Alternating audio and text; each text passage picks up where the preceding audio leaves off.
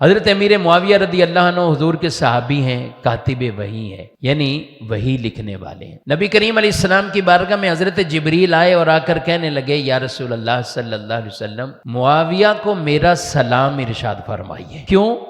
کہا کہ یہ اللہ کی وحی کو لکھنے والے ہیں اور یہ قرآن لکھنے کے امین ہیں، یہ قرآن لکھنے کے امین ہیں، میرا سلام ان سے کہہ دیں۔ نبی پاک صلی اللہ علیہ وسلم ایک مرتبہ گھر تشریف لائے تو ام حبیبہ رضی اللہ تعالیٰ عنہ، حضور اسلام کی ایک زوجہ کا نام ہے ام حبیبہ، وہ امہات المومنین میں سے ایمان والوں کی امی جان ہیں، ماں ہیں، اور حضور اسلام کی زوجہ ہیں، اور حضرت امیر معاویہ رضی اللہ عنہ کی بہن ہے۔ رشتہ کیا ہے؟ بہن ہے۔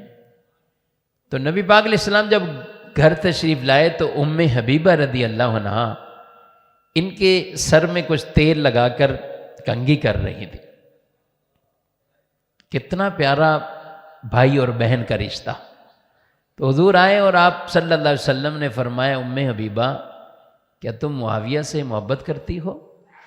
کہا حضور میرے بھائی ہیں، کیوں نہیں محبت کرو، یہ میرے بھائی ہیں، میں تو ان سے محبت کرتی ہوں۔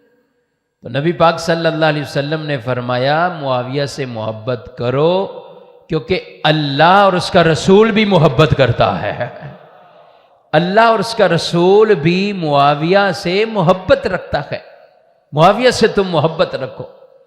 اور ایک روایت میں فرمایا ام حبیبہ جبرائیل اور میکائیل بھی معاویہ سے محبت رکھتے ہیں، تم بھی محبت کرو، جو معاویہ سے محبت رکھے گا اللہ اس سے محبت رکھتا ہے۔